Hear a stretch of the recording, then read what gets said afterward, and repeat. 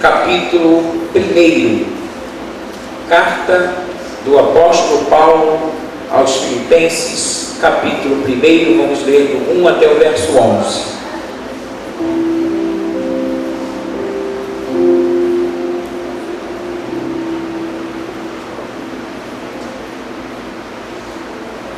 Vocês acharam? Diz a palavra do Senhor: Paulo e Timóteo, servos de Jesus Cristo, a todos os santos em Cristo Jesus que estão em Filipos, com os bispos e diáconos, graça a vós e paz da parte de Deus nosso Pai e do Senhor Jesus Cristo. Dou graças ao meu Deus todas as vezes que me lembro de vós, fazendo sempre com alegria. Diga comigo, alegria. Então Paulo, na sua carta, no verso 3 aos Filipenses, ele diz: fazendo sempre menção de vós com alegria, oração por vós em todas as minhas súplicas, pela vossa cooperação no Evangelho, desde o primeiro dia, o dia da conversão deles, até aquele dia, tendo por certo isto mesmo, que aquele que em vós começou a boa obra a aperfeiçoará até o dia de Jesus Cristo, que se dará no arrebatamento. Como tenho por justo sentir isto de todos vós, porque vos retenho em meu coração, pois todos vós fostes participantes da minha graça, tanto nas minhas prisões, como na minha defesa e confirmação do Evangelho. Porque Deus me é testemunha das saudades que de todos vós tenho, em entranhável afeição de Jesus Cristo. E peço isto, que a vossa caridade ou o vosso amor aumente mais e mais em ciência e em todo conhecimento, para que aproveis as coisas excelentes, para que sejais sinceros e sem escândalo algum até o dia de Cristo, cheios de fruto de justiça, que são por Jesus Cristo, para a glória e louvor do nosso Deus. Curve a sua cabeça. Obrigado, Jesus, pela palavra lida, e com a ajuda do Espírito Santo ela será elucidada. E eu te peço da tua sabedoria, da tua graça, da tua unção, para que eu me faça entendido e que cada um seja o alvo da tua atenção e do teu amor. Fala-nos de uma maneira audível, inteligível, para que nós não só ouçamos, mas entendamos o que tens a nos falar. É a nossa oração, no nome de Jesus, que a tua presença seja intensificada por conta desta palavra, para a glória de Deus Pai, em nome de Jesus. Amém. Você pode dizer para o seu irmão: Deus tem uma palavra poderosa para nós. O tema é alegria do Espírito, ou alegria do Espírito. Como é Espírito Santo, o E, eu te peço que seja maiúsculo. Nós temos aqui uma carta do apóstolo Paulo à igreja de Filipos. Para quem não sabe, Filipos foi uma cidade que foi edificada pelo Filipe II. Ele era filho do Alexandre o Grande e ele criou aquela cidade. Então, essa cidade era uma cidade que habitavam basicamente ou quase totalmente gentios, ou seja, aqueles que não eram judeus. Isso aconteceu aproximadamente nos anos 357 antes de Cristo, quando essa cidade foi formada e povoada por não judeus. E agora o Evangelho chegou aos Filipenses. A gente conhece muito bem essa história. E o que me chamou a atenção na carta de Paulo aos Filipenses é que essa carta, ela tem 14 vezes a palavra alegria. Você pode dizer para o seu irmão: esta carta tem aproximadamente a palavra alegria 14 vezes. 14 vezes. A palavra alegria na Bíblia, ela tem 143 registros. Então, a grande quantidade de alegria está onde? Nesta carta. Paulo escreve esta carta no seu tempo de prisão, no seu momento de cárcere, no seu momento de dor, no seu momento aonde qualquer mortal, não sentiria o que nós chamamos de alegria. E no verso 3, ele diz assim: dou graças ao meu Deus todas as vezes que me lembro de vós. Verso 4, fazendo sempre com alegria. Imaginemos um homem preso, açoitado, sem uma perspectiva de alvará, de saída, e agora ele lembra dos filipenses, porque cada gentio, como nós, cada um de nós que somos, porque não somos judeus, as pessoas iam se convertendo e elas iam fazendo parte dessa comunidade cristã que auxiliava Paulo, que orava por Paulo, que tinha amor por Paulo, porque foi Deus que usou Paulo para poder o evangelho chegar em Filipos. Uma igreja totalmente comprometida, uma igreja fiel, fidelíssima ao seu chamado, uma igreja que orava intensamente, uma igreja que jejuava pelo reino, uma igreja que sabia ser igreja, uma igreja totalmente compenetrada, uma igreja totalmente misericordiosa, uma igreja pronta para morar no céu, uma igreja que não se embaraçava com as coisas dessa vida, uma igreja que estava em total estado de prontidão espiritual, porque era uma igreja que queria ver o reino de Deus crescer e não havia nenhum tipo de partidarismo, nenhum tipo de divisão. O coração da igreja de Filipos, ou os filipenses, era um coração único, porque eles queriam servir a Deus.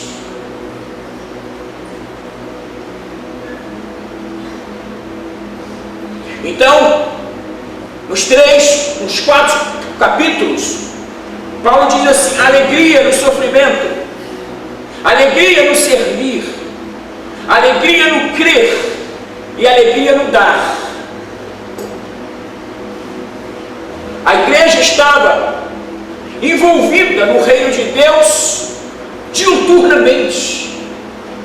Nada era mais valioso, precioso, do que entender o seu chamado para ser igreja.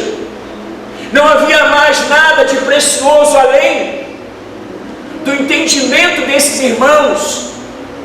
Embora houvesse sofrimento, embora no sofrimento eles entendessem que precisavam servir, e em razão do servir eles criam, e em razão de crer eles davam aquilo que lhe era necessário para que o evangelho fosse comunicado aos povos. A igreja primitiva foi uma igreja riquíssima, não no seu momento financeiro, mas foi uma igreja rica em sinceridade, em amor, em comprometimento, em cuidar um do outro. Havia um só coração, havia uma só fé, havia uma só motivação. E agora a gente ouve do apóstolo Paulo da sua alegria de poder comunicar essa carta aos filipenses, dizendo: embora estando preso, há no meu coração, na minha alma, uma profunda alegria quando eu me lembro de cada um de vós, de como vocês servem, de como vocês me abençoam, de como vocês levam o evangelho com seriedade. Então, é uma máxima que nós estamos aqui vendo. Deus me deu essa palavra numa madrugada, talvez 3 da manhã. O Espírito de Deus me levou para Filipenses e eu comecei a ler e comecei a entender o versículo 4. Me chamou a atenção e eu entendi que era Deus dizendo para mim: prega esta palavra na ceia, sobre a palavra de Paulo. Ele poderia não usar a terminologia alegria, ele poderia ter usado qualquer outro termo, mas ele diz sempre, fazendo sempre com alegria oração por vós em todas as minhas súplicas pela vossa cooperação no Evangelho, desde o primeiro dia até agora. Entende?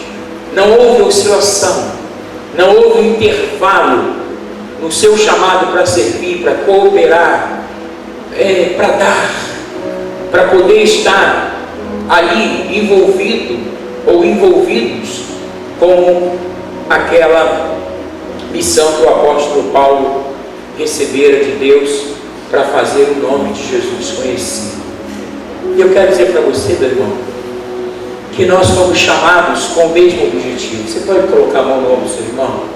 Diz assim, ó, nós fomos chamados com o mesmo objetivo, que haja em nós amor, comprometimento, seriedade, sinceridade, desejo de servir, desejo de doar, desejo de dar aquilo que é necessário para que o Evangelho seja comunicado aos povos. Você pode aplaudir o Senhor?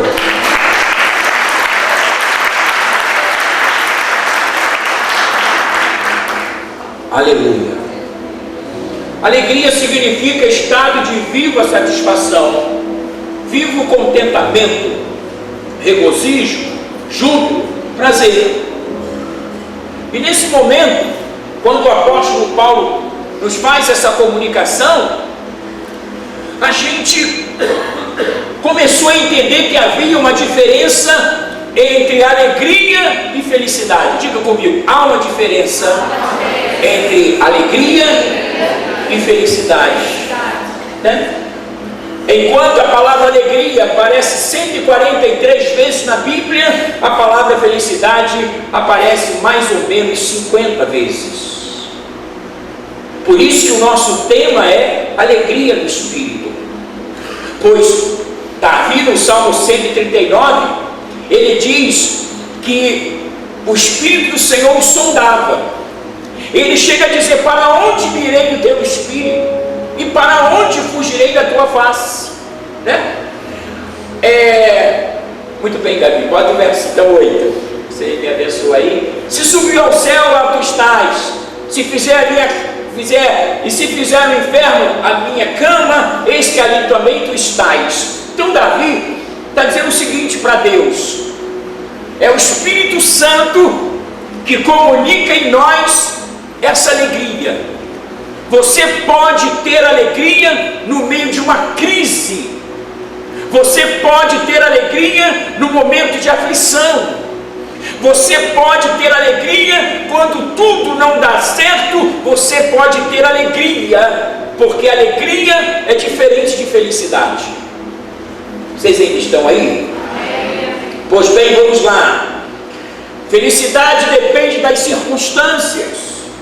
Quando algo não dá certo, saúde debilitada, o dinheiro é pouco, e muitas vezes a felicidade desaparece, dando lugar ao desespero. A alegria é diferente, porque a alegria ela é mais profunda e mais forte.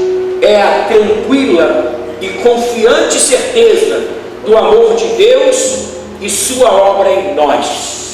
É a certeza de que Ele está presente, não importa o que aconteça. Felicidade depende de acontecimentos, mas alegria depende de Cristo. Enquanto felicidade, ela depende das circunstâncias externas, a alegria, ela não depende das circunstâncias externas, porque Paulo estava preso.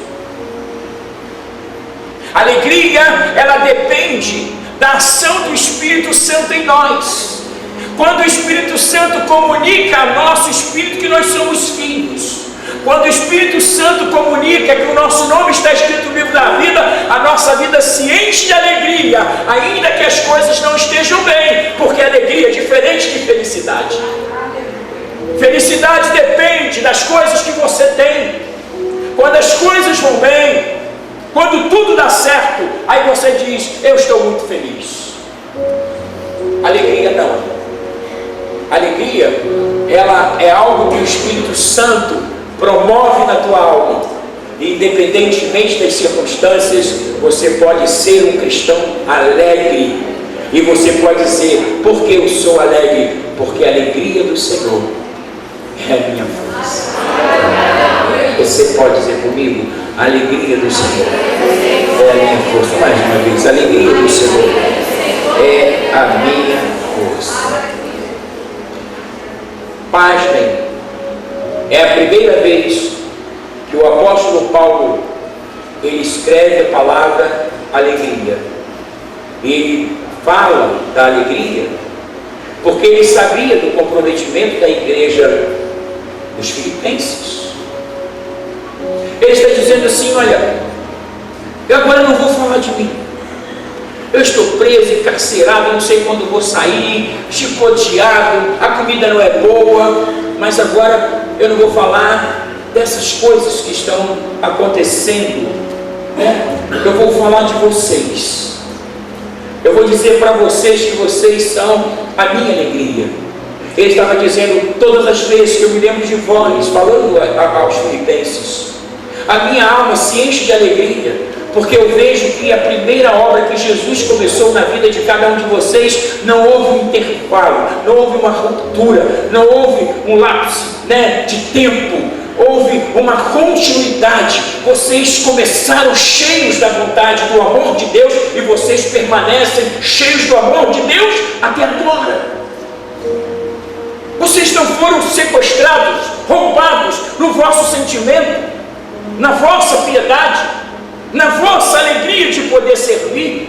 Então o apóstolo Paulo, ele está comunicando exatamente sobre essas questões, né? Em razão dos filipenses serem pessoas comprometidas. Paulo adverte que eles permaneçam membros e unidos contra futuros problemas. Imaginemos você dizer para o seu irmão assim: olha, fica firme, não negue a fé, não saia da posição que Deus te chamou. Vamos nos manter firmes, embora nós entendamos que nós iremos enfrentar problemas. Independentemente dos problemas que nós iremos enfrentar, nós precisamos permanecer como? Unidos, fechados, convergindo o nosso ponto de vista para que de fato ele seja único, para que nós tenhamos o mesmo sentimento que houve em Cristo Jesus. Então Paulo está dizendo: olha, cuidem dos vossos sentimentos, permaneçam sempre unidos. Eu quero dizer para vocês que a vossa unicidade, né, ela muito me alegra, embora estando preso. E a coisa que mais alegra a um pastor, eu falo de pastor de ovelhas, pastor que ama estar com as ovelhas, pastor que sabe que Deus o chamou para pastorear pessoas que são eternas e que vão morar no céu. Esse pastor não está brincando, ele está firme. Ele não é político, ele é apolítica. Ele está neutro, ele quer promover o reino de Deus. Ele está exatamente fora de um contexto mundano, porque o seu chamado foi para levar pessoas para o céu. Ele não busca o seu próprio interesse. O interesse de Deus é primário e o dele é secundário, às vezes é terciário, ele vai por aí afora. Eu acho que na proporção que ele se entrega e tem um coração totalmente comprometido, Deus vai dando a esse pastor todas essas questões que a gente entende que são coisas relevantes. Vocês ainda estão aí? O Salmo 33, verso 21, o salmista também nos fala acerca da alegria.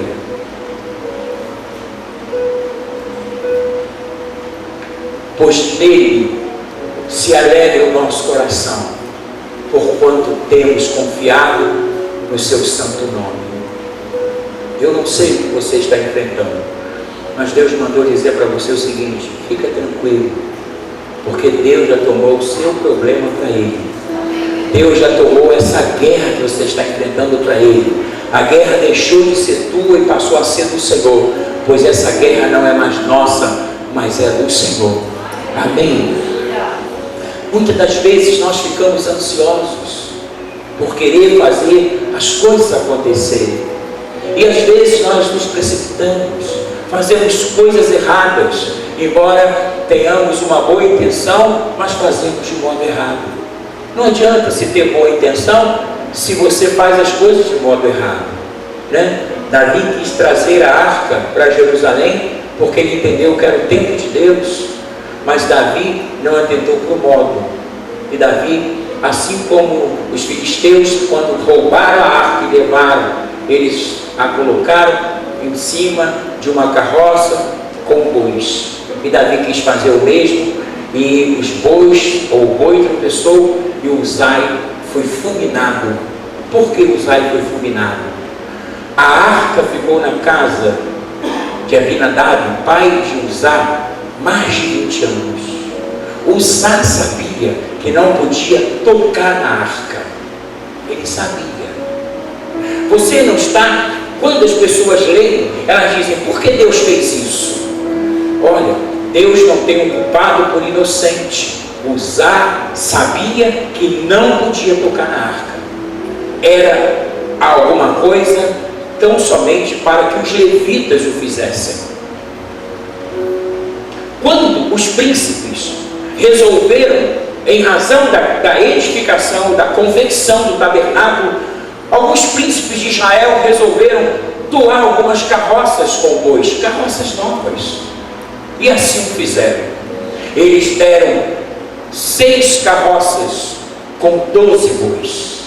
E quando Deus fala das tribos que levariam os utensílios, ou seja, todos aqueles painéis com as suas cores, os ferros que deveriam definir cada cômodo do tabernáculo, você vai estudar que quando chega os utensílios, eu estou me falando da Arca da Aliança, porque a Arca da Aliança, ela tinha as suas, como é o nome? Argolas, e com 2 varais, porque os levitas, eles deveriam levar a arca onde? No ombro. A arca da aliança não deveria ser levada, ainda que houvesse, vamos fazer carroças novas. Havia uma boa intenção, mas fizeram de modo errado. Deus não vai fazer vista grossa se você estiver com boa intenção, mas fazendo as coisas erradas. Você aprendeu a fazer certo e Deus vai querer que você faça certo, porque senão duro será para ti fazer uma coisa errada se você sabe fazer certo. Vocês ainda estão aí? Davi ficou preocupado, achando que não era o tempo então de levar a arca para Jerusalém. A arca fica na casa de Obed-Edom, e Deus em 3 meses fez aquele homem ficar profundamente abençoado. E alguém chegou para Davi e disse, olha, sabe da última rei? Não, Obed-Edom tem prosperado. Ele nunca teve tanta prosperidade como ele teve nesses últimos 3 meses, porque a Arca da Aliança está na casa dele. Deus botou Davi para pensar. Diga para o seu irmão assim, Deus está te botando para pensar nesta noite.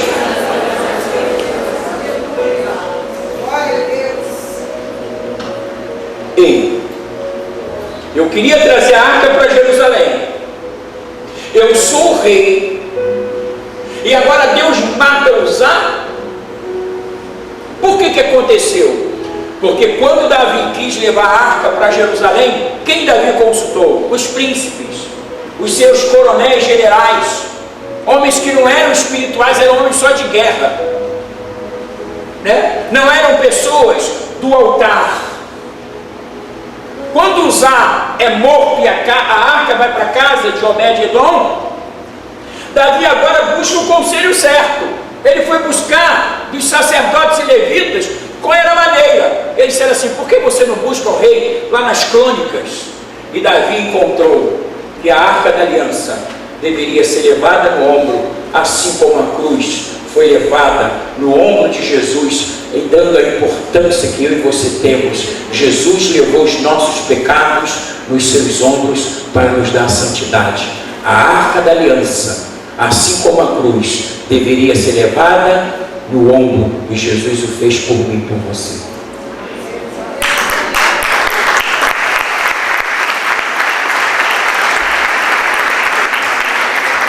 Então pegue a tua vida cristã, coloque ela no seu ombro.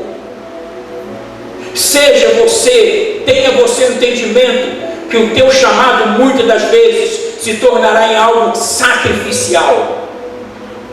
Saibamos nós que Deus vai nos dar tudo o que precisamos quando entendermos que não basta termos o tempo certo, mas a maneira de fazermos as coisas de Deus. Quando fazemos certo, Deus nos faz prosperar, porque Ele é o Senhor da obra. Ele é o dono da obra.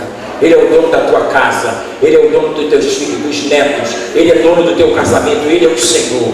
Você faz muita força, porque você está bem intencionado, mas o dia que você vai fizer a coisa certa, você vai fazer menos força. Diga comigo: boa intenção de uma maneira errada impõe força.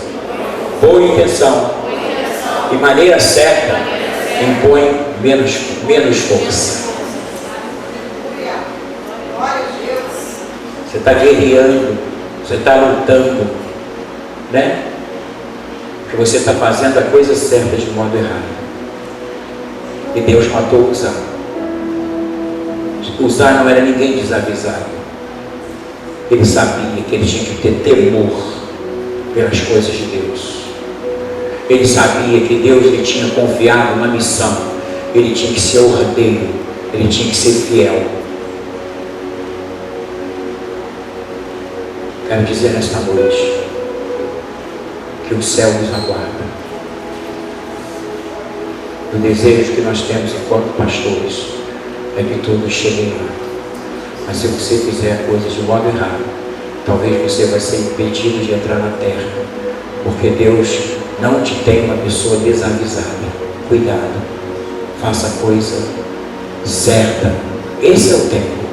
Mas a maneira que nós fazemos, se fizermos errado, Deus não vai fazer vista grossa.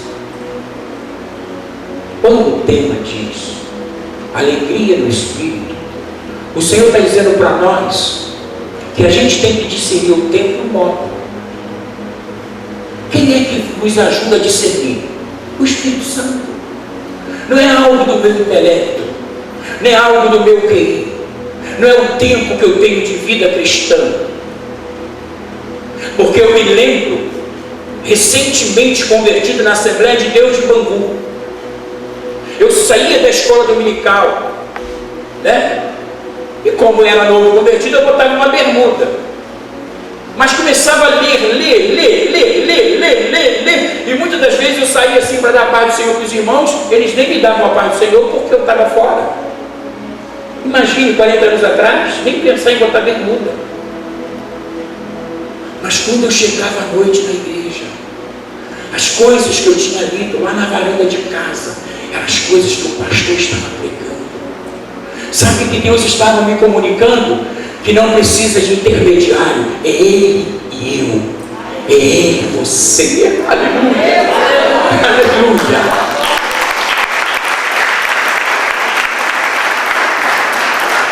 Então, meus irmãos, vamos cuidar com a soberba, com a altivez, né? Vamos cuidar com coisas que são avassaladoras, coisas que fazem parte de uma tendência humana. São coisas tendenciosas, mas não farão parte das nossas vidas, porque nós temos o Espírito Santo habitando em nós. Ele nos leva a estarmos alegres, não felizes, porque, como eu disse aqui, felicidade ela depende das motivações externas. É quando você tem, é quando você faz, é quando você pode, você tem dinheiro, você tem emprego, você tem, né, as circunstâncias são favoráveis, então por conta disso você pode dizer assim: eu estou muito feliz.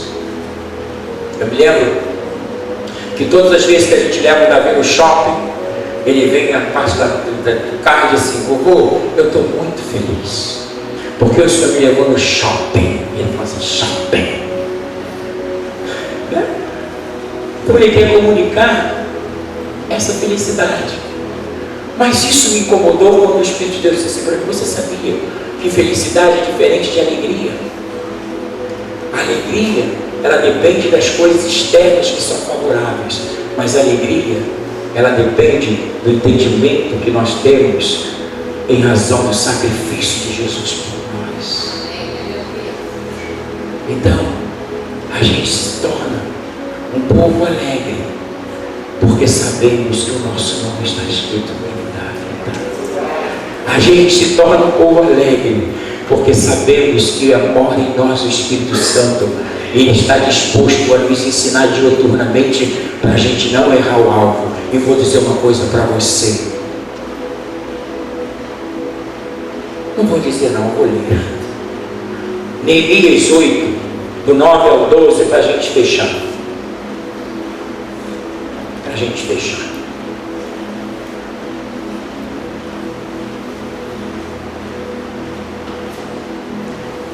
E Neemias, que era o governador, o sacerdote Esdras, o escriba, e os levitas que ensinavam ao povo, disseram a todo o povo: este dia é consagrado ao vosso Deus. Diga ao seu irmão: esta noite, assim como a ceia, são consagrados ao nosso Deus.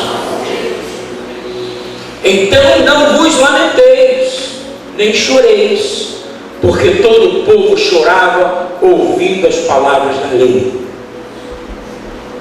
Disse-lhes mais: ide, comei as gorduras e bebei as doçuras, e enviai porções aos que não têm nada preparado para si, porque este dia é consagrado ao nosso Deus. Diga: esta noite é consagrada ao nosso Deus. Portanto, não vos entristeçais, porque a alegria do Senhor é a vossa força. A alegria do Senhor é a vossa força. A alegria do Senhor é a nossa força. E os levitas fizeram calar todo o povo, dizendo: calai-vos, porque este dia é santo. Por isso, não vos entristeçais, porque a alegria do Senhor é a nossa força. Amém. O que eu vejo é o Espírito Santo suscitando aí na tua alma uma alegria. E que nesse momento você não vai pensar nas circunstâncias. Quando as circunstâncias vierem, elas te farão feliz. Mas a alegria independe das circunstâncias, porque a alegria depende tão somente de Jesus. Amém? Curva a sua cabeça. Choriaracas, te ofai. Dayarabaço de oconfiancia chia. Quetaço de ofaçúpia.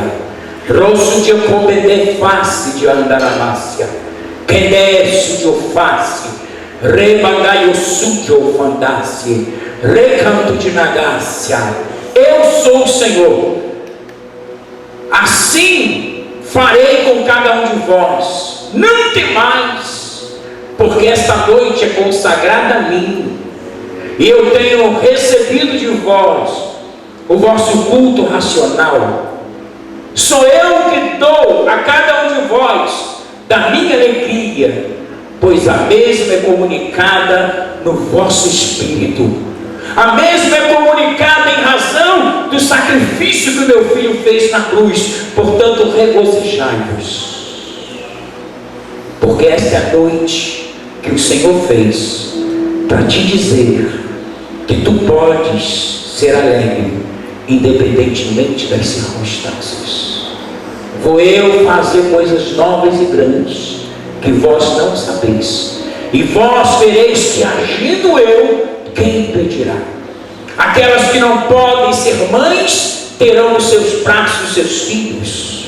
Aqueles que estão pedindo ao Senhor um emprego, as portas se abrirão. E aqueles que estão enfermados na minha presença, eu os curarei, porque eu sou Jeová Rafá, o Deus que te sara. Chore com subianda gácia. Então eu dirigindo o meu espírito para que ele possa ministrar isso no vosso espírito.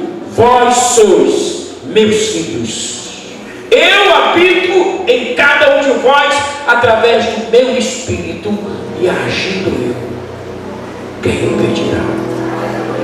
Alegrai-vos, alegrai-vos, alegrai-vos, subiar, alegrai-vos na esperança, alegrai-vos por vós seis comprometidos, alegrai-vos nesta noite que o Senhor abriu a sua boca para nos falar. Alegrai-vos de saberem que os vossos nomes estão escritos no livro da vida. Então é tempo de vigilância, é tempo de coerência, é tempo de cuidar um dos outros, é tempo de estarem firmados para que esse ministério chegue aonde eu quero que ele chegue. E o que depender de mim, assim diz o Senhor, eu farei para que este ministério chegue ao patamar que eu já tenho separado para que ele chegue. Portanto, vos unis nesse sentimento, que haja comprometimento como havia com a igreja de Filipos, e eu vos darei aquilo que vos falta, e vós sabereis que eu sou o Senhor, não só nesta noite, mas enquanto cada um de vós viverem nesta terra, assim diz o Senhor. Obrigado, Senhor.